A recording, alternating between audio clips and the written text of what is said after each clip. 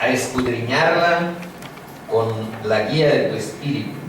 No podremos esclarecer para nuestro corazón la verdad de tu palabra sin tu presencia, Padre.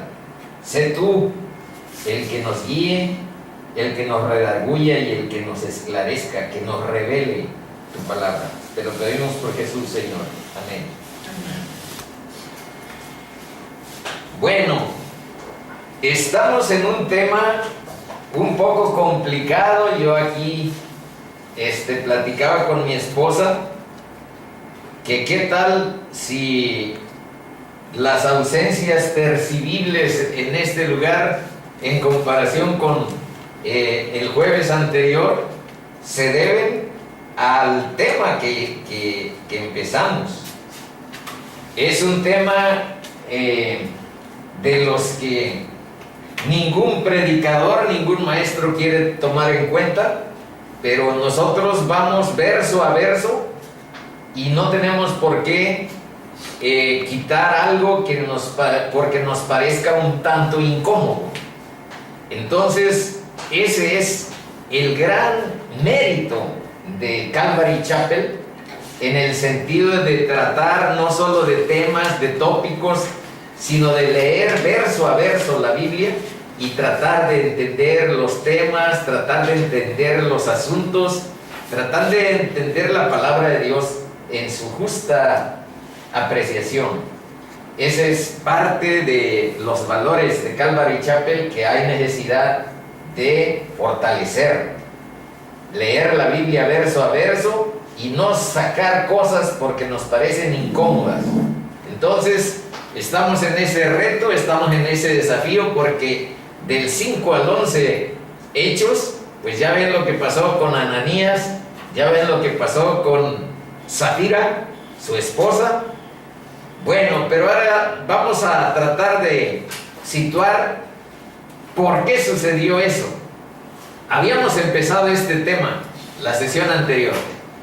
Hay una transición del judaísmo al cristianismo. El judaísmo estuvo instaurado en Israel desde que salieron de Egipto, estuvieron 40 años en el desierto, pasaron a la tierra de Canaán, a donde establecieron las 12 tribus de Israel. Digamos que lo que se conoce como Israel, como Jacob, de ahí viene el nombre, y ahí estuvo instaurado el judaísmo durante muchos años. Pero ahora vimos la sesión anterior que no reconocieron el tiempo de la visitación del Mesías. Primero, todos los profetas desde Moisés, Jeremías, Isaías, Daniel hicieron mención de que vendría el Mesías a salvar a su pueblo, pero nunca entendieron qué tipo de mensaje y qué tipo de liberación es el que iba a traer Jesús. Y no lo reconocieron cuando vino. Lo crucificaron además. Lo crucificaron por envidia y por celos, como hoy vamos a ver que esa entidad llamada el Sanedrín, a donde están saduceos, fariseos, escribas, y donde están las autoridades, el sumo sacerdote, el jefe de la guardia del templo y otras personas con poder político y con poder religioso. Bueno, pues esas personas ahora todavía siguen peleando contra los apóstoles. Ya crucificaron a Jesús, no lo entendieron.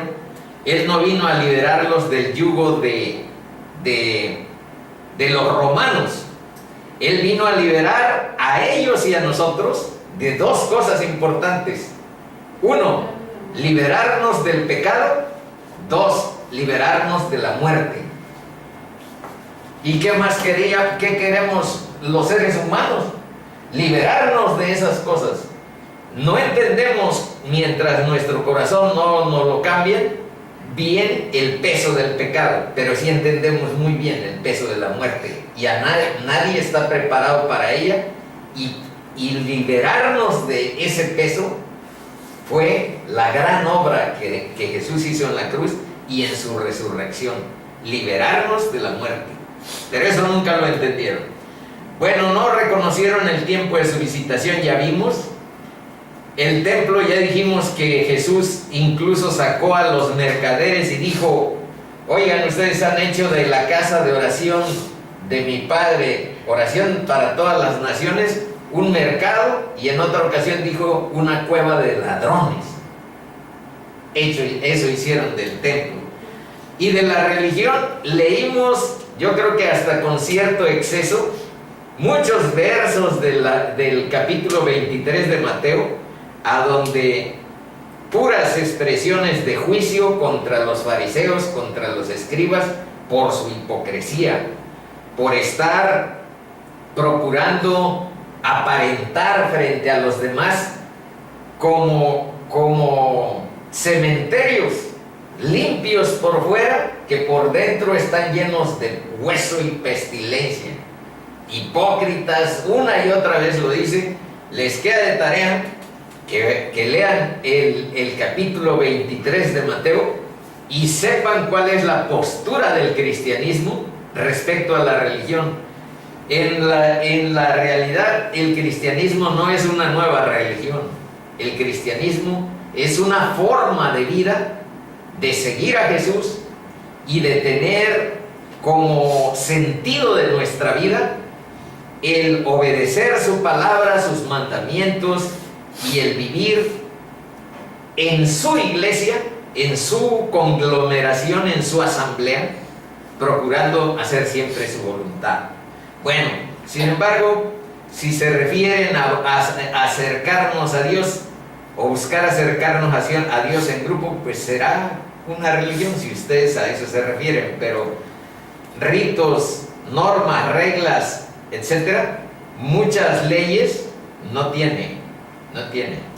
Entonces es una relación personal que uno establece con nuestro Padre para tener limpieza de pecados, perdón de ellos y vida eterna en su casa. Bueno, y lo que sí vamos a ver hoy un poco, una hoja, es sobre los frutos espirituales que ya no satisfacían el pacto que había entre Dios y el pueblo hebreo, el pueblo de Israel. Y algo que queremos adelantar, vean lo que aquí dice, que en este momento fundacional, a donde se está fundando la iglesia nueva de Cristo, en este momento Dios respalda la obra de los apóstoles de una manera inusitada. Hoy van a ver cómo los volvieron a encarcelar, a Pedro, a Juan, a otros, pero conforme los encarcelaron, llegó un ángel de Dios a liberarlos de ahí. Entonces Dios está respaldando de manera directa la obra de los apóstoles. Pero algo que se nos erizó la piel el jueves anterior, y no toleró el pecado de Ananías y de Zafira, porque estamos en una obra fundacional, está iniciándose el nacimiento de la iglesia de Cristo. Bueno, ahora veamos algo sobre los frutos espirituales del pueblo de Israel, que ya no satisfacía el acuerdo que Dios había establecido con su pueblo en términos de que estuvieran cumpliéndolo. Dice, Jesús les dijo: ¿nunca leísteis las escrituras? La piedra que desecharon los edificadores ha venido a ser cabeza de ángulo. Bueno, esa la estuvieron repasando en el capítulo anterior, pero vean por qué está aquí. El Señor ha hecho esto y es cosa maravillosa a nuestros ojos. Hasta ahí lo hemos estado utilizando, pero esto no. Por tanto, os digo que el reino de Dios será quitado de vosotros y será dado a gente que produzca los frutos de ese reino, de él. Esto está en Mateo 21, en los versos 42 y 43. Ahora vean otra que proviene de Lucas 6, 43. Dice: no es buen árbol el que da malos frutos, No es buen árbol el que da malos frutos, ni árbol malo el que da buen fruto. Y esto nos lo debiéramos de saber de memoria, porque cada árbol se conoce por su fruto. Pues no se cosechan higos de los espinos, ni de las zarzas se vendimian uvas. El hombre bueno del buen tesoro de su corazón saca lo bueno, y el hombre malo del mal tesoro de su corazón saca lo malo, porque de la abundancia del corazón habla la boca. Entonces, un poco más adelante vamos a ver aplicado esta frase de identificar al árbol por sus frutos. Bueno, generación de víboras. Esta ya no es expresión de Juan. Juan el Bautista, en el inicio de su ministerio como precursor, como anunciante, como vocero de la venida del Mesías, en alguna ocasión les dijo esta expresión a los fariseos: generación de víboras. Pero ya no es Juan el Bautista, ahora es ni más ni menos que Jesús. Generación de víboras, ¿cómo podéis hablar lo bueno siendo malos? Y porque de la abundancia del corazón habla la boca. Esto lo repitieron tanto Lucas como Mateo. Y ahora analicemos otra parte de los frutos, a donde se asume de manera muy radical que no se trata nada más de ponerle parches al judaísmo, de mejorarlo en algún sentido, sino de transformar totalmente su naturaleza. Entonces ya esto ya no cumple. Ustedes fallaron en el pacto que hicimos, eso dice Dios. Y hay un nuevo pacto en Cristo Jesús, pero que abarca no nada más a Israel, sino que abarca a todos nosotros. Sin ser de la sangre de Abraham, nosotros también estamos respaldados en el nuevo pacto. Bueno, vean entonces otra perspectiva de por qué ya no el judaísmo, y sí una nueva iglesia, una nueva forma. Dice: nadie pone remiendo de paño nuevo en vestido viejo. Esto ya está lleno de hipocresía. Hicieron del templo un mercado y una cueva de ladrones. No reconocieron al Mesías y lo crucificaron. Este es un vestido viejo que no vale la pena ponerle un paño nuevo. De otra manera dice: el mismo remiendo nuevo tira de lo viejo y se hace peor la rotura. Y otra metáfora: y nadie echa vino nuevo en odres viejos. Los odres eran una especie como de recipientes de piel de vaca, de mamíferos, y cuando les echaban el vino nuevo se hinchaban. Pero si esos odres eran viejos, reventaban y se perdía el vino. Bueno, eso dice, y nadie echa vino nuevo en odres viejos. De otra manera, el vino nuevo rompe los odres y el vino se derrama y los odres se pierden. Pero el vino nuevo, en odres nuevos se ha de echar. Este es el vino nuevo. Estos son los odres nuevos que Dios ha dispuesto para la salvación del pueblo.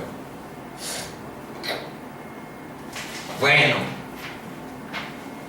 esta ya la tienen ahí, hermanitos. Las anteriores no están porque están en el paquete que perteneció al jueves pasado. Sí la tienen. Estamos en la porción de Hechos de 5 del 1 al 11. Vimos que Dios interviene directamente en la conformación de su iglesia. Todos debemos esclarecer que Dios espera de cada miembro la honestidad, que la disciplina y el juicio de Dios solo atraerá a los que verdaderamente quieren tomar en serio a Dios. Y hay que tomar en cuenta esto: el engaño y la hipocresía son aborrecibles para Dios. Lo fue con Ananías y con Zafira, y a nosotros pues obviamente también el engaño y la hipocresía de nadie le gusta. Sin embargo, obviamente ya no hemos visto, esto perteneció a la iglesia primera en el momento fundacional del cristianismo, pero nosotros pensamos que si Dios actuara todavía con ese rigor, con esa severidad, pues no habría iglesia, porque hay muchísima hipocresía y hay muchísimo engaño. Entonces, ciertamente ahí es un momento especial, singular, de la fundación del cristianismo, y por eso creo que pasó lo que analizamos la vez anterior, con cierto temor. Y a propósito del temor, vean lo que significa. Dice que el temor de Jehová es aborrecer el mal. No está mal temer a Dios. Es amor, es misericordia, es bondad, es justicia, es santidad, y en ocasiones es ira implacable contra el pecado. Entonces, nosotros, ¿por qué no está mal temer a Dios? Porque nosotros sí tenemos un cuerpo impuro delante de Él y su santidad. Pero ahora vean lo que significa. Dice, es aborrecer el mal, la soberbia y la arrogancia, el mal camino y la boca perversa aborrezco. Eso significa. Temer a esto, al mal, a la soberbia, a la arrogancia, odiar, aborrecer. Otra, el temor de Jehová, el temor de Dios es el principio de la sabiduría, y el conocimiento del Santísimo es la inteligencia, porque por mí se aumentarán tus días y años de vida se te añadirán. Ojo con eso.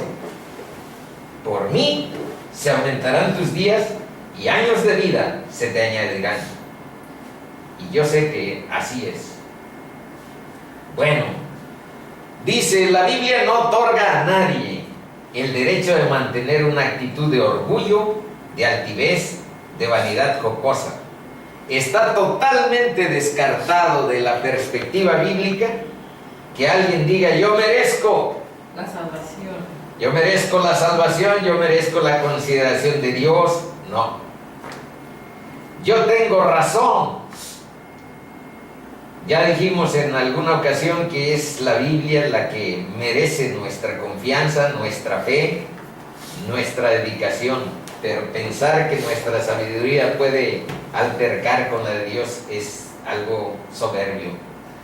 Tampoco está totalmente descartado, tampoco puede decirse, por mí eres sano. Ahorita vamos a ver por qué estamos poniendo esto. O por mí eres salvo. Por mí encontraste a Dios. Esas son arrogancias y expresiones sin sentido, que ahorita vamos a ver cómo se expresan en el orgullo y en los celos que emanan de los fariseos y de los saduceos, que otra vez encarcelan a nuestros apóstoles. Y ahora vean, dice, pues la ley por medio de Moisés fue dada, pero la gracia y la verdad vinieron por medio de Jesucristo. Aquí viene, ¿qué significa gracia?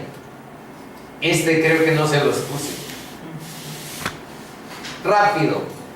Gracia, aquí está en latín, aquí está en griego charis, de aquí viene carismático, caris, y esta es una expresión hebrea gesed que también se refiere a la gracia. Gracia quiere decir favor benevolente de Dios, favor misericordioso. La gracia tiene mucho que ver con la misericordia, y es un don de Dios. El Evangelio de Cristo es por excelencia el Evangelio de la gracia. ¿Por qué? Porque no es por algún merecimiento.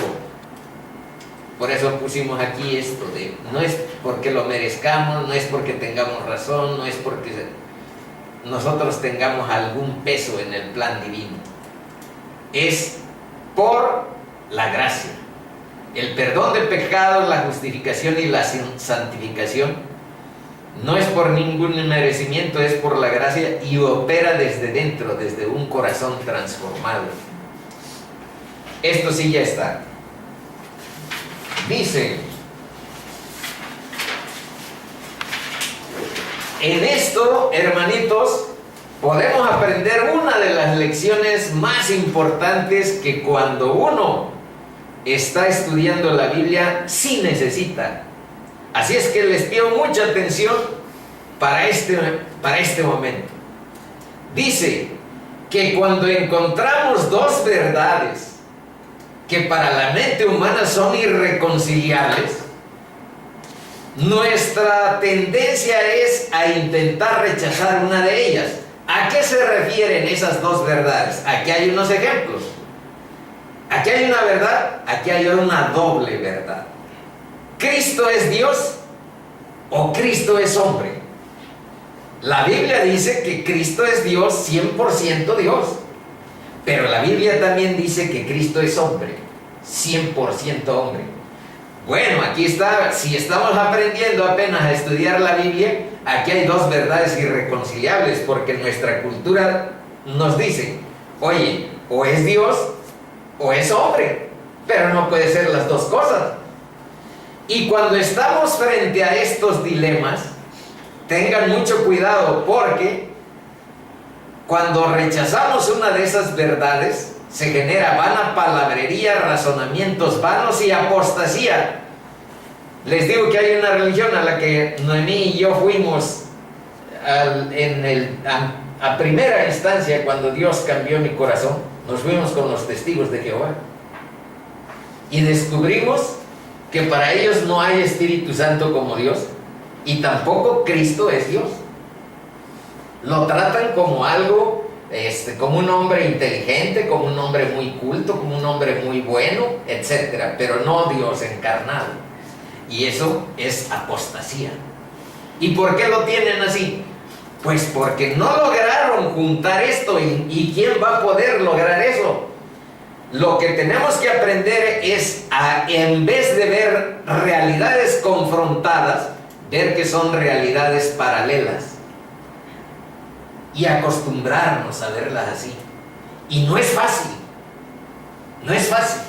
Porque nosotros venimos de la cultura mundana, de la sabiduría del mundo, y en la sabiduría del mundo nosotros aprendemos a diferenciar una u otra, pero no aguantamos ver dos verdades paralelas. No aguantamos. Entonces nuestro cerebro está acostumbrado, o es esto o es esto. Pero no pueden ser las dos cosas. ¿Cómo no? Son las dos cosas. Y aquí está otra, el amor de Dios o del temor de Dios. Y tengo varios. La salvación es por fe o es por obras. Otra, Dios es uno. Aquí, Dios es único. Tenemos un solo Dios. Pero ¿qué tal aquí que diga Dios es Padre, Hijo y Espíritu Santo? Y no lo aguantamos. Entonces tenemos que aprender a ver esto como verdades paralelas. Y ahora vean, aquí está un párrafo que avala lo que estoy diciendo. Si alguno enseña otra cosa y no se conforma a las sanas palabras de nuestro Señor Jesucristo y a la doctrina que es conforme a la piedad, está envanecido, nada sabe y delira acerca de cuestiones y contiendas de palabras, de las cuales nacen envidias, pleitos, blasfemias, malas sospechas, disputas necias de hombres corruptos, de entendimiento y privados de la verdad, que toman la piedad como fuente de ganancia. Apártate de los tales, le dice Pablo a su discípulo Timoteo, que cuidado con quienes se salen de las sanas palabras de nuestro Señor Jesucristo y la sana doctrina que es conforme a la piedad. Entonces, más nos conviene enfocarnos en lo que diga la palabra. ¿Qué tenemos que hacer cuando estamos en estos dilemas y no encontramos una solución? Nuestro cerebro no está satisfecho, no está contento. Aquí está la fórmula, hermanitos. Cuando no podemos reconciliar una verdad con otra, lo que tenemos que hacer es orar, pedirle a Dios, ayúdame a esclarecer esta verdad que se escapa de mi entendimiento y de mi capacidad. Sé que tengo una mente finita, sé que tengo una mente caída, sé que tengo una mente y con su límite No, iba a decir ilimitada, pero no, es limitada. Orar, esperar, no tomar al estilo de la religión que les dije, partida por una invención de hombres, inventar sobre lo que diga la palabra, no me alcanza lo que dice, voy a inventar mi propia doctrina. Eso es realmente apostasía. Orar, esperar, estudiar más a fondo y buscar a Jesucristo. Y aquí está una obra de fe. A su debido tiempo, si hacemos esto, hermanitos, orar, esperar, estudiar, buscar a Dios, a su debido tiempo comprenderemos. No al instante. Dice la palabra que el justo por la fe vivirá.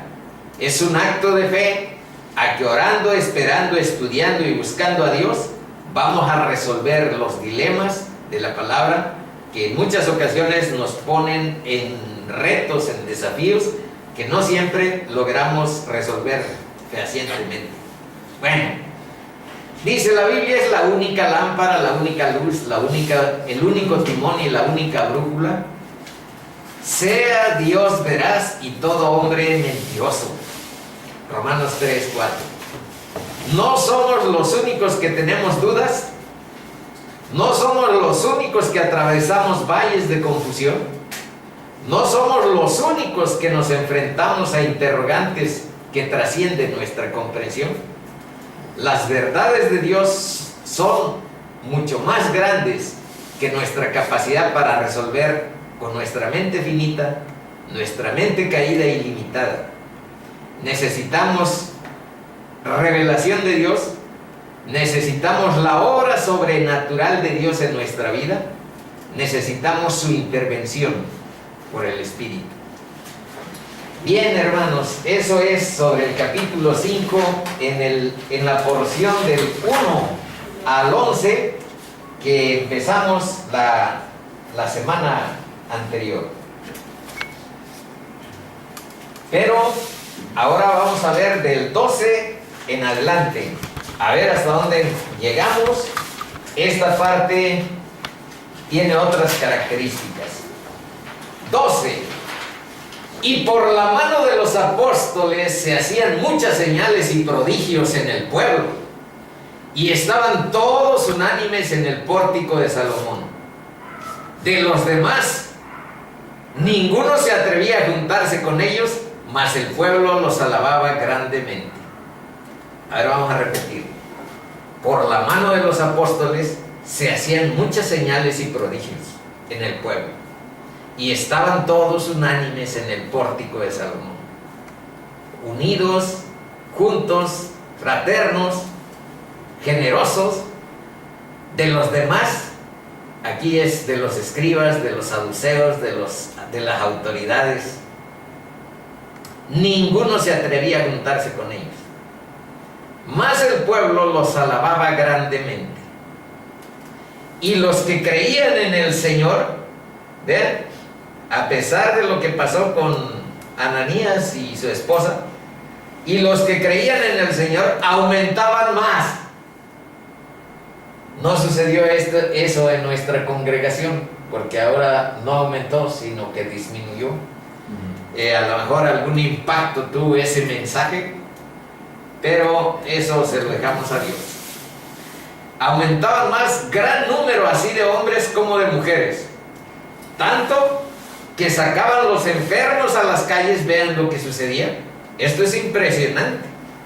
Tantos que sacaban los enfermos a las calles y los ponían en camas y lechos, para que al pasar Pedro, a lo menos su sombra cayese sobre alguno de ellos.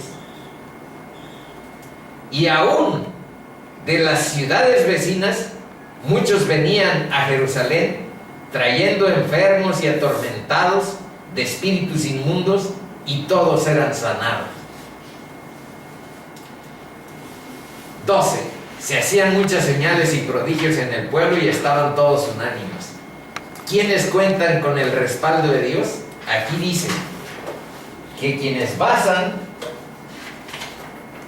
sus enseñanzas en la Biblia, 2, quienes dan a conocer el nombre del Señor, quienes reflejan el carácter de Dios en sus vidas, quienes no temen dar a conocer el Evangelio, quienes no temen confrontar el pecado y quienes oran.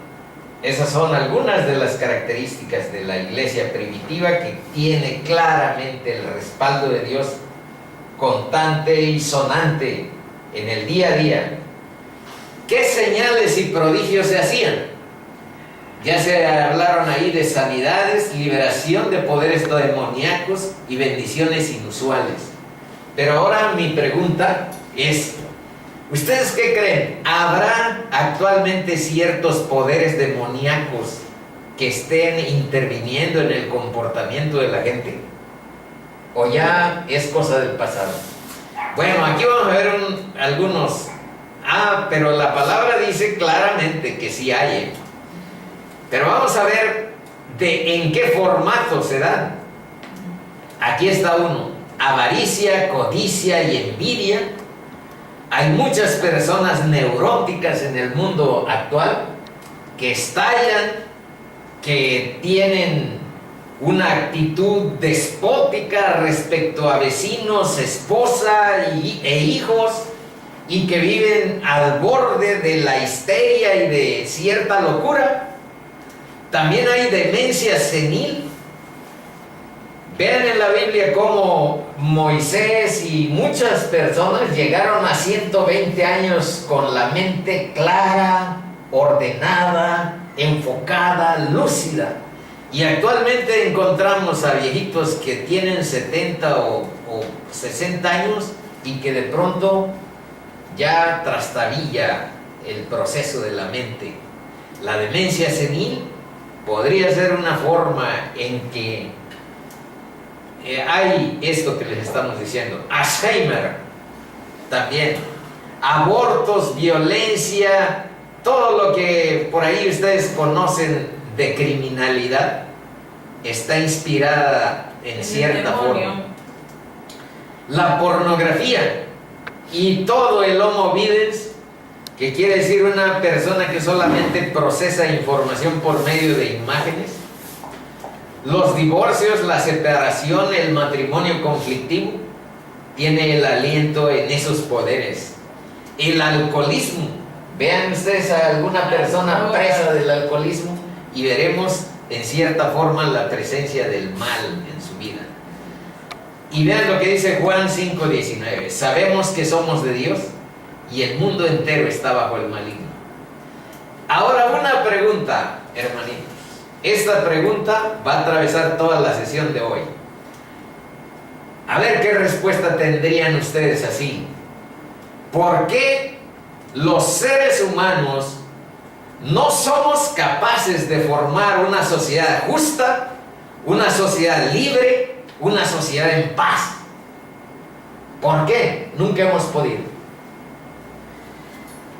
¿Quién está detrás de esto que arruina tu vida y tu carácter?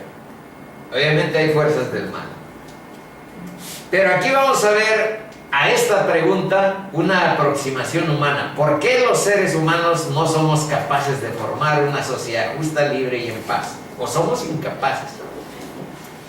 Vean, en el siglo XVIII, más o menos a la mitad, y todo el siglo XIX, 3 países de Europa, Francia, Alemania y Reino Unido, o Inglaterra, como quieran ustedes denominarlo, fueron la cuna de un movimiento cultural que se llamó la Ilustración. ¿Qué buscó la Ilustración? Una moral autónoma, que no dependiera de la Biblia ni de creencias religiosas, que fuera laica, y propuso un método analítico y crítico para determinar la verdad. Y algo muy característico de la Ilustración es la fe en el progreso. Empezó la Revolución Industrial, hubo la Revolución Francesa y se generó la sociedad del siglo XX y la sociedad del siglo XXI. Las raíces sociológicas, económicas, filosóficas las vamos a encontrar en esta Ilustración del siglo XVIII y del siglo XIX. es una sociedad organizada sin Dios. Se rechaza su palabra, sus términos, su plan de salvación, y se declara como finalidad que hay que quitar las tinieblas de la ignorancia de la humanidad mediante las luces del conocimiento y la razón. Quitemos eso de la fe, quitemos eso de la palabra de Dios. Nos estorba para el progreso, para el conocimiento a nuestra manera. Se combate a la ignorancia, la superstición. Se consideran muchas cosas que provienen de la Biblia como supersticiones, y también se lucha contra la tiranía para construir un mundo mejor. Esta es la ilustración. Yo trabajé 40 años inspirado en esta filosofía, en estas creencias, en estas ideas, y nunca vi cosas que ya se produjeron. Por eso pusimos antes que al buen árbol por sus frutos conoceréis que es bueno. ¿Qué frutos ha tenido la ilustración? De 1914 a 1918 hubo la Primera Guerra Mundial. Millones de muertos, miles de muertos, destrucción de toda Europa. Ese es un primer producto.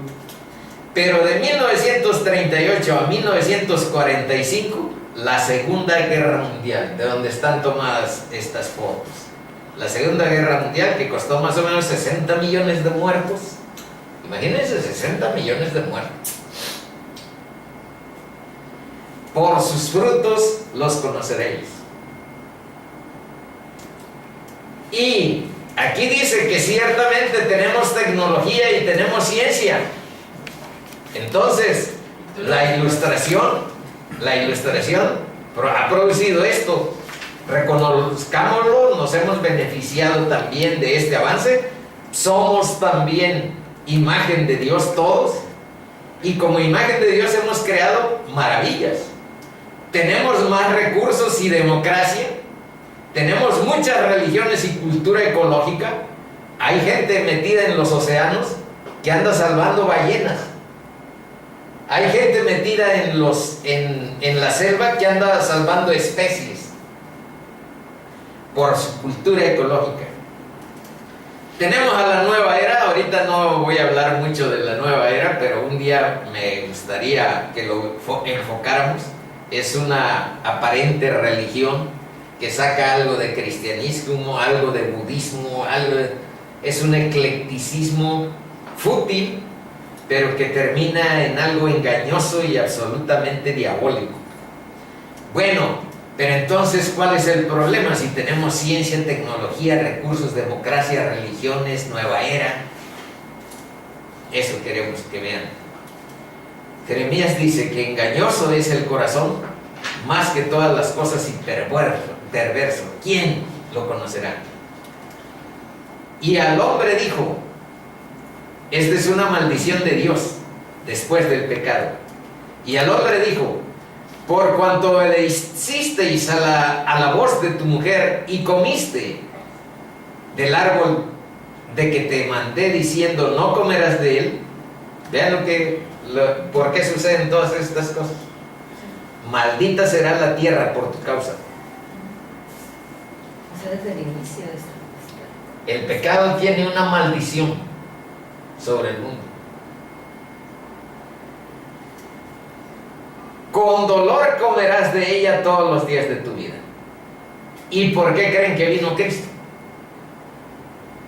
Y todos estos, desde Moisés, que escribió Génesis, Jeremías, Isaías, hay un mensaje sencillo que dice: el mensaje de los profetas es: necesitas un corazón nuevo. Con el que tienes, no vas a evitar la violencia, no vas a evitar la avaricia, la codicia, la envidia, la neurosis, la demencia, los abortos, la pornografía, los divorcios, la separación, el alcoholismo.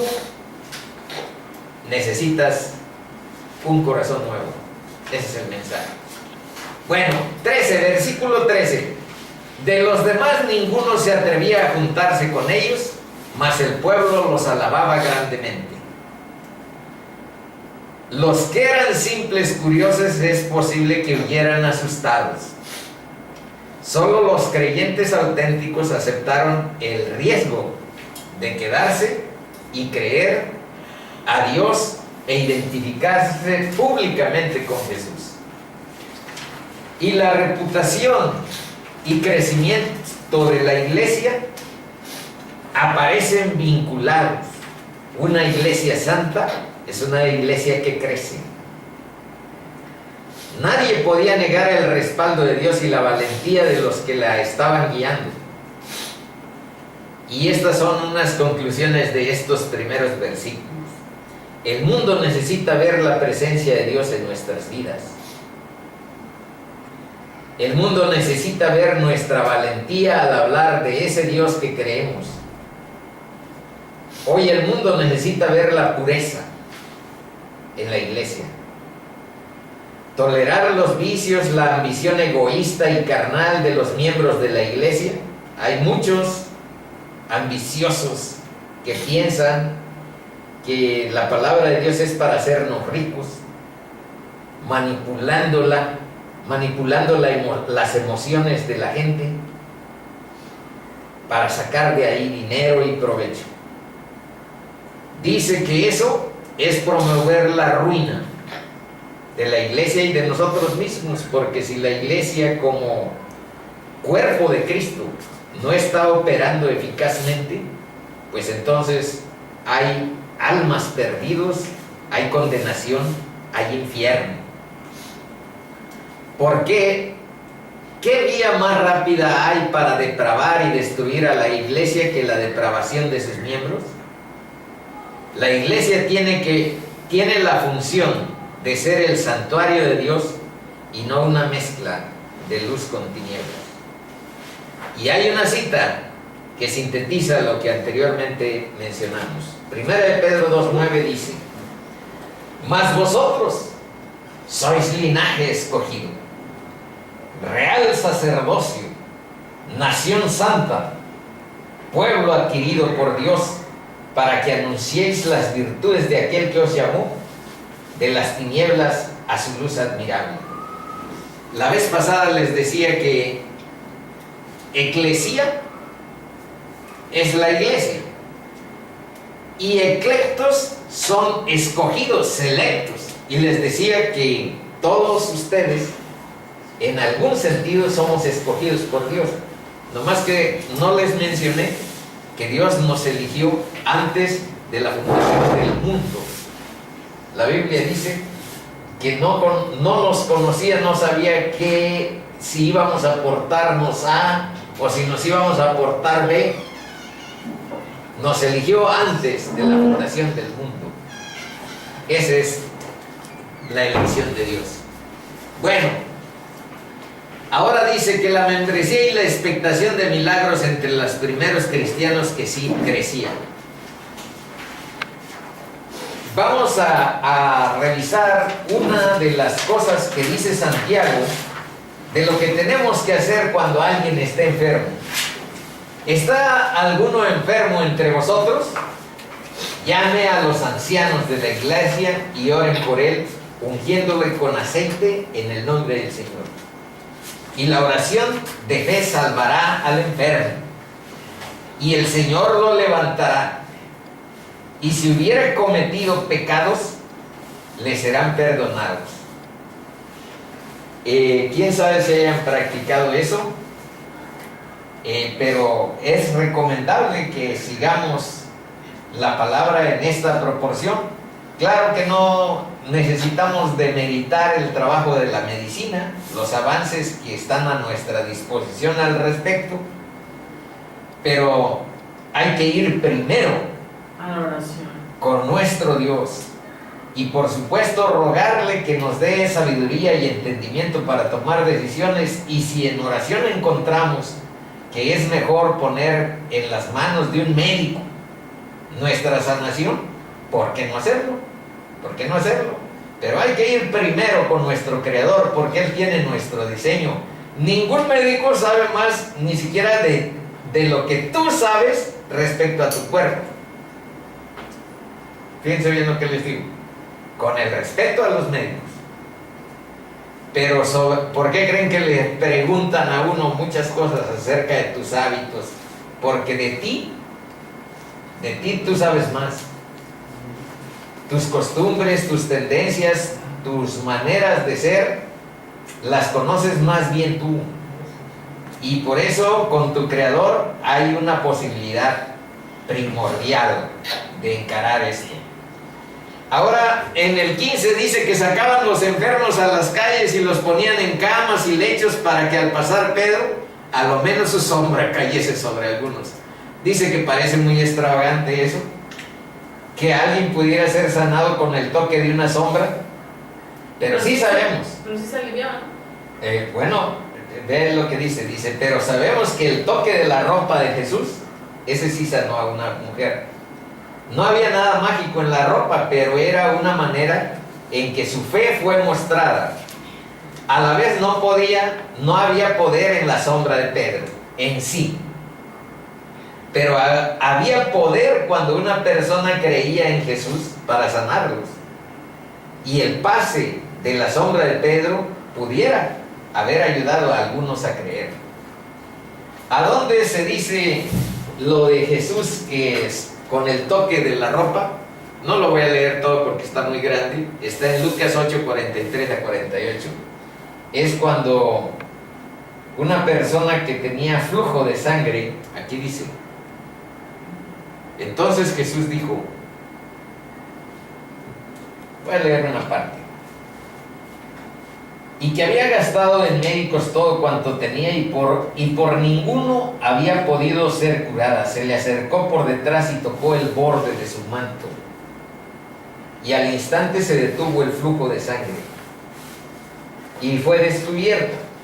Entonces Jesús dijo, ¿quién es el que me ha tocado?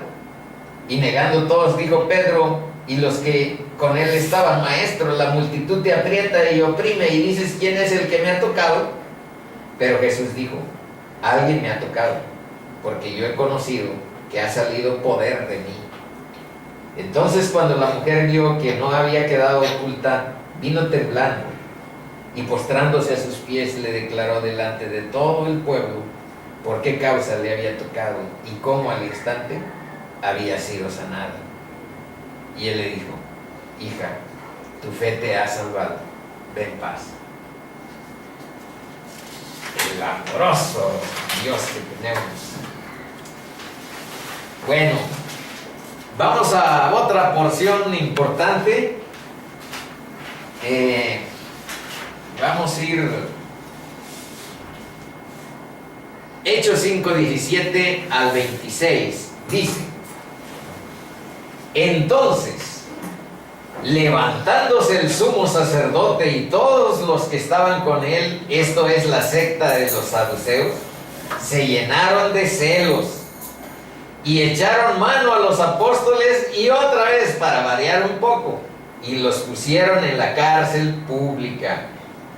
Pero ahora vean lo que ocurrió. Mas un ángel del Señor, abriendo de noche las puertas de la cárcel y sacándoles, dijo, id, y puestos en pie en el templo, anunciad al pueblo todas las palabras de esta vida. Ahí es donde yo me detengo en esta ocasión. ¿Qué significan las palabras de esta vida? Vamos a ver poco porque ya vamos a tener poco tiempo. Ya saben que más o menos trabajamos de 1 hora a 1 hora y cuarto máximo. Así ha estado desde el volante inicial el trato. Aunque en el volante dice de 1 hora a 1 hora y media máximo. Pero hemos trabajado hasta 1 hora 15 minutos. Bueno, seguimos. Mas un ángel del Señor, abriendo de noche las puertas de la cárcel y sacándoles, dijo, id, y puestos en pie en el templo, anunciad al pueblo todas las palabras de esta vida, de la vida de Cristo, del Evangelio, de la vida eterna. 21. Habiendo oído esto, entraron de mañana en el templo y enseñaban. O sea, ellos se fueron otra vez a predicar, a enseñar. Entre tanto, vinieron al sumo sacerdote y los que estaban con él y convocaron al concilio y a todos los ancianos de los hijos de Israel y enviaron a la cárcel para que fuesen traídos. Tráiganos aquí a la reunión del Sanedrín a esos infractores que ya los habíamos advertido que no anduvieran predicando sobre Cristo, tráiganoslos. Pero ahora vean lo que sucede. Pero cuando llegaron los alguaciles, no los hallaron en la cárcel. Entonces volvieron y dieron aviso, diciendo: por cierto, la cárcel hemos hallado cerrada, con toda seguridad, y los guardas afuera de pie ante las puertas. Mas cuando abrimos, a nadie hallamos dentro. Eso también nos indica que esta fue una fuga sobrenatural, milagrosa, con la intervención directa de Dios. Un ángel de Dios lo sacó de una manera que no entendemos cómo fue. Es al estilo en que Cristo, con un cuerpo glorificado, entraba y atravesaba las paredes. No entendemos qué sea eso. No entendemos, es algo sobrenatural.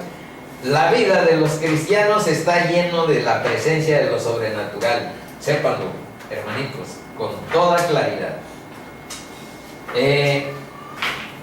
Y a nadie hallamos dentro. 24. Cuando oyeron estas palabras del sumo sacerdote y el jefe de la guardia del templo y los principales sacerdotes, dudaban en qué vendría a parar aquello. Pero viniendo uno les dio esta noticia: he aquí los varones que pusisteis en la cárcel están en el templo y enseñan al pueblo. Entonces fue el jefe de la guardia de los alguaciles y los trajo sin